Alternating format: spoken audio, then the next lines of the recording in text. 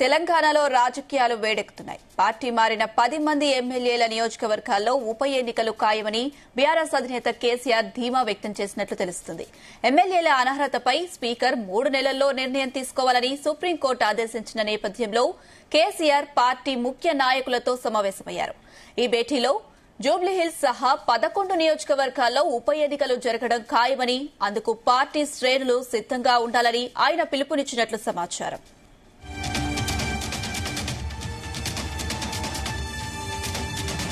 ఇక ఉప ఎన్నికల సన్నద్దతతో పాటు కేసీఆర్ బనకచెర్ల ప్రాజెక్టు అంశాన్ని కూడా ప్రస్తావించారు.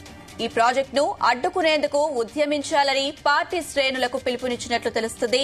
ప్రాజెక్టుకు సంబంధించిన వివరాలు, దానివల్ల కలిగే నష్టాలపై ప్రజలకు అవగాహన కల్పించాలని సూచించినట్లు సమాచారం.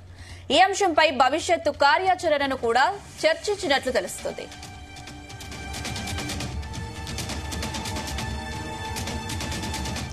రాబోయే ఉప ఎన్నికలు, బనకచెర్ల ప్రాజెక్టు అంశంపై కేసీఆర్ పార్టీ ముఖ్య నేతలతో చర్చించి భవిష్యత్ కార్యాచరణను రూపొందించినట్లు తెలుస్తుంది. పార్టీ మారిన ఎమ్మెల్యేలపై అనర్హత వేటు పడే అవకాశం ఉందని, తద్వారా ఆయా నియోజకవర్గాల్లో తిరిగి ఎన్నికలు జరుగుతాయని కేసీఆర్ గట్టిగా విశ్వసిస్తున్నారు. ఈ ఉప ఎన్నికలను బీఆర్ఎస్ పార్టీకి అనుకూలంగా మార్చుకోవాలని, అవసరమైన వ్యూహాలపై చర్చించినట్లు సమాచారం. ఇది తెలంగాణ రాజకీయాల్లో కొత్త మలుపుకు దారి తీసే అవకాశం ఉంది. ఇదే అంశానికి సంబంధించి మరిన్ని అప్డేట్స్ మా ప్రతినిధి సతీష్ అందిస్తారు. సతీష్. అనుష, నిన్న సుప్రీంకోర్టు సంచలన తీర్పు వెల్లడించింది. ఇటు ఎవరైతే ఒక పార్టీ టికెట్ మీద గెలిచి వేరే పార్టీలకు వెళ్ళినారో పార్టీ ఫిరాయింపులపై కూడా మరి 3 నెలలుగా స్పీకర్ నిర్ణయం తీసుకోవాలని కూడా సుప్రీంకోర్టు తీర్పునిచ్చింది. ఈ నేపథ్యంలో కూడా ఇటు తెలంగాణ వ్యాప్తంగా ఇటు అన్ని పార్టీలు కూడా చర్చ మొదలని చెప్పుకోవచ్చు. ఎందుకంటే ఒకవేళ అనర్హత వేటు వేస్తే మాత్రం, మరి 3 నెలలు చేస్తే మాత్రం మళ్ళీ 10 నియోజకవర్గాల్లో కూడా ఉప ఎన్నికలు రాబోతున్నాయి. కాబట్టి మరి వీటన్నిటిపైనే ప్రధానంగా అన్ని పార్టీలు ఇటు బీఆర్ఎస్, కాంగ్రెస్, బీజేపీలో మాత్రం ఒక చర్చ మాత్రం ఊపందని చెప్పుకోవచ్చు. ఈ నేపథ్యంలోనే ఇటు బీఆర్ఎస్ అధినేత కేసీఆర్ కాంగ్రెస్ నేతలతో కూడా సమావేశం కూడా ఏర్పాటు చేశారు. మరి తెలంగాణలో త్వరలో మరి ఉప ఎన్నికలు కూడా రాబోతున్నాయి. ఇటు జూబ్లీహిల్స్ ఉప ఎన్నికలతో పాటు మరి ఒకవేళ పార్టీ మారిన ఎమ్మెల్యేలు ఎవరైతే ఉన్నారో మరి 10 మందిపై ఒకవేళ స్పీకర్ 3 నెలల లోపు అనర్హత వేటు వేస్తే మాత్రం మరి ఆ నియోజకవర్గాల్లో కూడా ఉప ఎన్నికలు కూడా ఖాయమని కూడా బీఆర్ఎస్ అధినేత కేసీఆర్ ధీమా వ్యక్తం చేసినట్టు తెలుస్తోంది. మరి ఈ నేపథ్యంలోనే కొంతమంది నియోజకవర్గ నాయకులతో సమావేశం కూడా నిర్వహించారు. ఈ సమావేశంలో కూడా మరి ఎమ్మెల్యేల అనర్హతపై కూడా స్పీకర్ 3 నెలల నిర్ణయం తీసుకోవాలని కూడా సుప్రీంకోర్టు ఆదేశించిన నేపథ్యంలో మరి కేసీఆర్ పార్టీ ముఖ్య నేతలతో సమావేశం కూడా అయ్యారు నిన్న సాయంత్రం. ఈ భేటీలో జూబ్లీహిల్స్ సహా 11 నియోజకవర్గాల్లో ఉప ఎన్నికలు కూడా జరగడం ఖాయమని, మరి అందుకు పార్టీ శ్రేణులు సిద్ధంగా ఉండాలని ఆయన పిలిపించినట్టుగా సమాచారం అవుతుంది. ఇక ఉప ఎన్నికల సమయంతో పాటు ఇటు కేసీఆర్ బనకచెర్ల ప్రాజెక్టు అంశంపై కూడా ప్రస్తావించారు. మరి ఇప్పటికే ఇటు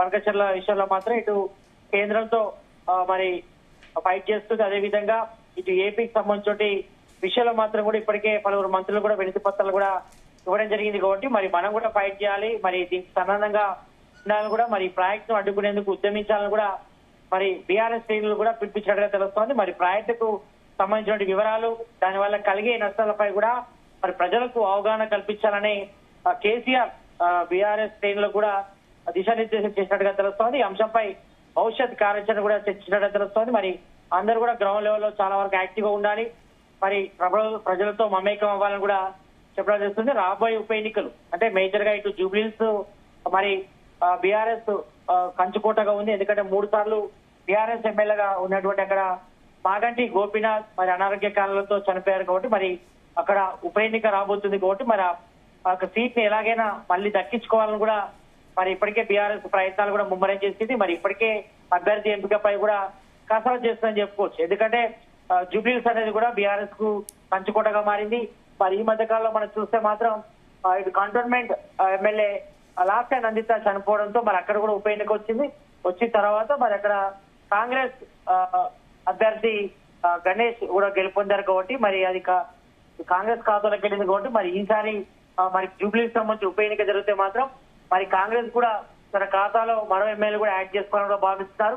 మరి ఈ నేపథ్యంలో కూడా మరి పార్టీ శ్రేణులు కూడా బీఆర్ఎస్ అధినేత కేసీఆర్ దిశానిర్దేశం చేశారు. మరి ఆ యొక్క స్థానాన్ని ఎలా కాపాడుకోవాలని కూడా ప్రయత్నాలు చేస్తున్నారు. మరి ప్రజలతో మమేకం కాబట్టి మరి ప్రభుత్వం యొక్క పథకాల ఇంప్లిమెంటేషన్ కాబట్టి కూడా చాలా వరకు లోపాలు జరిగాయి.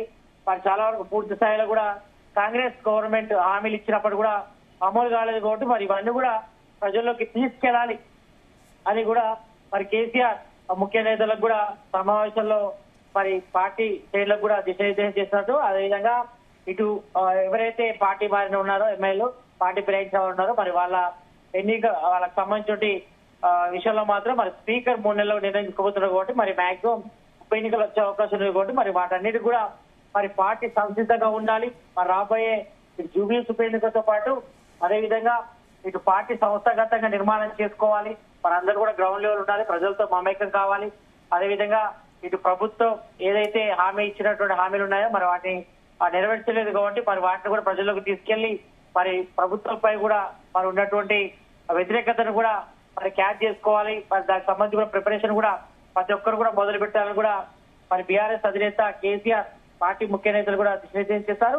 మరి మేజర్ గా ఇటు బనకచెర్ల ప్రాజెక్ట్ ఇష్యూ విషయంలో మాత్రం మరి ఇప్పటికే ఇటు ఏపీకి కాంగ్రెస్ గవర్నమెంట్ సరెండర్ అయిందని కూడా మరి ఆరోపణలు చేస్తున్నారు కాబట్టి మరి దీన్ని ప్రజల్లోకి బలంగా తీసుకెళ్లాలి. మరి ఎట్టి పరిస్థితుల్లో బనకచెర్ల ప్రాజెక్టు అనుమతులు రాకుండా చేయాలి. ఎందుకంటే బనకచెర్ల ప్రాజెక్టు ఒకవేళ నిర్మాణం చేపడితే మాత్రం మరి తెలంగాణకు తీవ్ర అన్యాయం జరుగుతుంది మరి నీళ్ల విషయంలో కాబట్టి మరి ఏపీ అంతా కూడా మరి నీళ్లను కూడా తరలించుకునే ప్రయత్నం చేస్తున్నారు కాబట్టి మరి ఈ విషయంలో మాత్రం మరి ఢిల్లీలో వెళ్లి ఫైట్ చేయాలి. మరి అందరూ కూడా సంసిద్ధంగా ఉండాలని కూడా మరి కేసీఆర్ పార్టీ క్యాడర్ కూడా దిశానిర్దేశం చేస్తారు. మరి అదేవిధంగా ఇటు పార్టీ ఫిరాయించిన నేతలపై కూడా మరి ఒకవేళ స్పీకర్ నిర్ణయం తీసుకుంటే మాత్రం మరి 3 నెలల్లోనే మరి ఉప ఎన్నికలు కూడా వస్తాయి కాబట్టి మరి వాటికి కూడా సంసిద్ధంగా ఉండాలని కూడా మరి బీఆర్ఎస్ అధినేత కేసీఆర్ పార్టీ క్యాడర్ అంతా కూడా దిశానిర్దేశం చేయడం జరిగింది. సతీష్, అయితే 11 నియోజకవర్గాలకు గాను ఉప ఎన్నికలు ఖాయమని ధీమా వ్యక్తం చేస్తున్నారు కేసీఆర్. అయితే ఒకవేళ అదే జరిగితే బీఆర్ఎస్ ఎలాంటి వ్యూహాలతో ముందుకెళ్లే అవకాశం ఉంది? ఈ విషయంలో మాత్రం కేసీఆర్ మాత్రం తన వ్యూహాలు అయితే రచిస్తున్నారని చెప్పుకోవచ్చు. ఎందుకంటే మీరు అన్నట్టుగా ఇటు జూబ్లీస్ ఉప ఎన్నికతో పాటు ఒకవేళ స్పీకర్ ఈ యొక్క 10 మంది ఎమ్మెల్యే ఎవరైతే ఉన్నారో ఇటు బీఆర్ఎస్ టికెట్ మీద గెలిచి కాంగ్రెస్ లో చేరినారో మరి వాళ్ళపై ఒకవేళ అనర్హత వేటు వేస్తే మాత్రం అంటే ఒకవేళ వాళ్ళని డిస్క్వాలిఫై చేస్తే మాత్రం మళ్ళీ ఉప ఎన్నికలు కూడా అనివార్యం అవుతాయి. కాబట్టి మరి ఈ నేపథ్యంలో మరి ముందస్తుగా అందరూ కూడా సంసిద్ధంగా ఉండాలి. మరి ఎందుకంటే సుప్రీంకోర్టే చెప్పింది మరి స్పీకర్ 3 నెలలుగా నిర్ణయం తీసుకోకపోతే మాత్రం మరి దాన్ని పార్టీ ఫిరాయించినట్టుగా మేము భావిస్తామని కూడా చెప్పింది. కాబట్టి ఇప్పుడు గత్యంతరం లేని పరిస్థితి. మరి ఈ విషయంలో మాత్రం ఇప్పటికే స్పీకర్ స్పందించారు. మరి ఆయన కూడా న్యాయ సలహాలు తీసుకొని మరి వీటిపై ముందుకెళ్తామని కూడా చెప్పడం జరిగింది. నిన్న మనం చూసాం ఇది కాంగ్రెస్ శ్రేణులు కూడా అయినప్పుడు వాళ్ళు ఒకటే చెప్పారు, మరి స్పీకర్ ఏ నిర్ణయం తీసుకున్నా కూడా తమ స్వాగతిస్తాం, మరి అన్నిటికీ సంసిద్ధంగా ఉన్నామని కూడా వాళ్ళు స్పష్టం చేశారు. కాబట్టి మరి ఈ విషయంలో మాత్రం ఇటు బీఆర్ఎస్ కాంగ్రెస్ నేతల మధ్య మాటల యుద్ధం ఇప్పటికే తారాస్థాయికి చేరుతుందని చెప్పుకోవచ్చు. మరి ఈ నేపథ్యంలో చూడాలి మరి 3 నెలల లోపు మనకి స్పీకర్ మరి బీఆర్ఎస్ నేతలకు అనుకూలంగా నిర్ణయం తీసుకుంటారా లేకపోతే ఇటు న్యాయ సలహాలతో మరి ఆయన డిలే చేస్తారా చూడాలి. ఎందుకంటే గతంలో 2014 కూడా మరి కాంగ్రెస్ టికెట్ మీద గెలిచిన వాళ్ళు కూడా దాదాపు 20 మంది కాక మరి కాంగ్రెస్ టికెట్ మీద గెలిచిన వాళ్ళు కూడా బీఆర్ఎస్ లోకి వచ్చారు. కాబట్టి మరి ఆ విషయంలో మాత్రం కూడా మరి చర్యలు తీసుకోవాలి, వాళ్ళకి సంబంధించిన బెనిఫిట్స్ కానీ అవన్నీ కూడా మరి తీసుకోవాలని కూడా ఒకవైపు కాంగ్రెస్ నేతలు కూడా డిమాండ్ చేస్తారు. కాబట్టి మరి ఈ విషయంలో మాత్రం మరొక 10 మంది పేరుతోనే ఇది అవుతుందా లేకపోతే గతంలో 2014లో గెలిచినప్పుడు మరి అప్పుడు కాంగ్రెస్ నేతల్ని బీఆర్ఎస్ లో కలుపుకున్నారు, మరి అప్పుడు సిఎల్పీనే విలీనం చేశారు. కాబట్టి మరి ఈ నేపథ్యంలో మరి ఆ విషయంపై కూడా రేజ్ చేస్తున్నారు కాంగ్రెస్ నేతలు. కాబట్టి మరి ఈ విషయంలో మాత్రం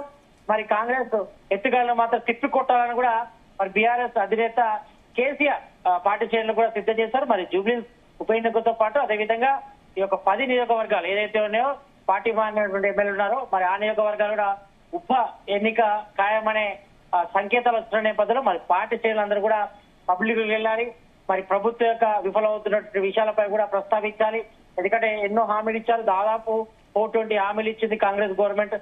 అధికారంలోకి వస్తే అన్ని చేస్తామని మరి ఈ విషయంలో మాత్రం కొంతవరకు అరకొరగా స్కీమ్లు అయితే ఇంప్లిమెంట్ చేస్తున్నప్పటికీ మరి పూర్తి స్థాయిలో చేయలేదు. కాబట్టి మరి ఈ విషయాన్ని ప్రజల దృష్టికి తీసుకెళ్లి మరి దాన్ని మనకు అనుకూలంగా మార్చుకోవాలని కూడా మరి బీఆర్ఎస్ కూడా భావిస్తుంది. మరి ఈ నేపథ్యంలోనే మరి నిన్న బీఆర్ఎస్ అధినేత కేసీఆర్ మరి కొంతమంది ముఖ్య నేతలు కూడా పిలిపించుకొని మరి అందరు కూడా క్యాడర్ కి కూడా దిశానిర్దేశం చేశారు.